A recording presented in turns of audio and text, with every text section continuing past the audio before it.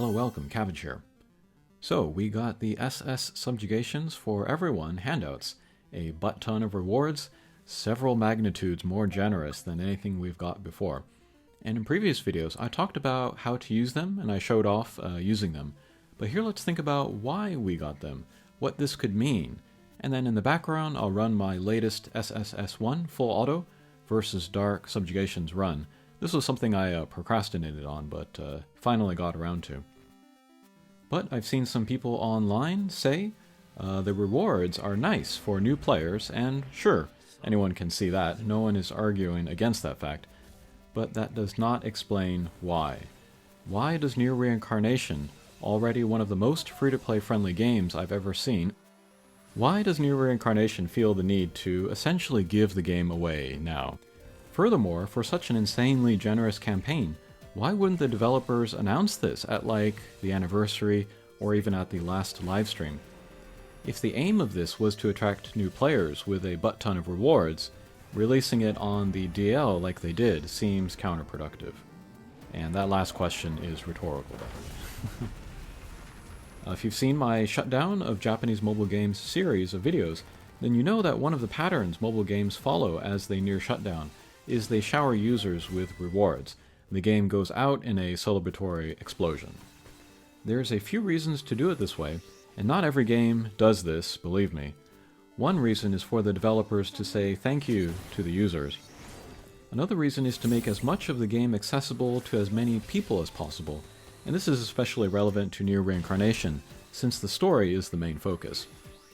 The stated conceit of this crapload of rewards is subjugations, but I think really it's Dark Memory stories and Recollections of Dusk stories. It's an excuse to give a bunch of Lavender Cubes to unlock Dark Memory stories, and it's an excuse to just give out a lot of general stuff, which is what we need to clear Recollections of Dusk, including, very importantly, the Dark Healing Gun, which has like no application for subjugations. Like, why do we play subjugations? To get Blackhorn weapons. Why do we get Blackhorn weapons? To play Arena. Why do we play Arena? To get Lavender Cubes and pull tickets. Lavender Cubes are already plentiful, and then as we get closer to shutdown, I expect them to start giving out more free pulls. So that cycle of play loses more and more meaning. And also, nowhere in that play cycle is story. The Dark Memory content and the Recollections of Dusk content are the game modes where the story is kind of most locked behind various doors, which is why that is what is getting addressed. I hear some people hoping for future handout installments for other elements. If we want the game to make it to 3rd anniversary, we don't want any more handouts on this level because, again, it's practically giving the game away. But seeing if or when the next installment comes, it will give us a big hint about the remaining time left in the life of the game.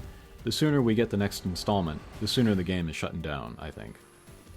Now you might be thinking giving away the game is a little extreme, that these handouts will not get everyone SSS Plus scores in subjugations, or top 20 in Arena, or fully unlock Recollections of Dusk costumes, or get all missions and fate boards.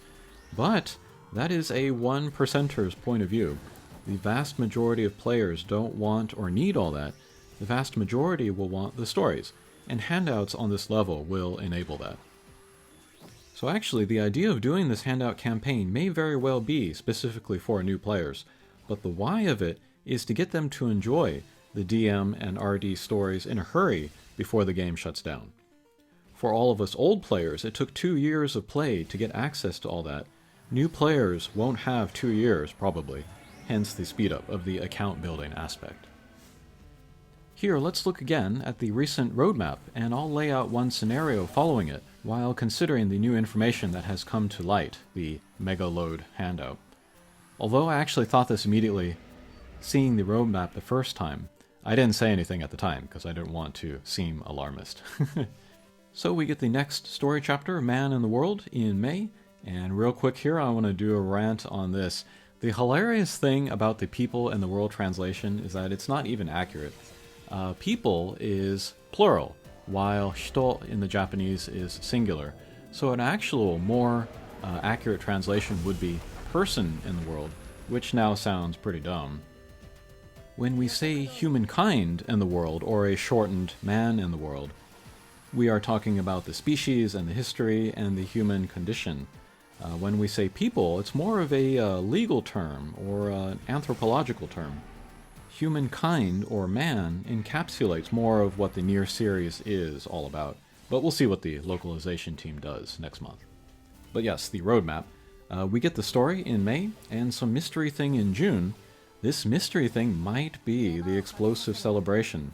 A bunch of pulls, even more handouts, maybe all of the limited time events returning, and then boom, shutdown. It would also act as like a buffer zone, so even people starting the game in May could play and then see all of the story.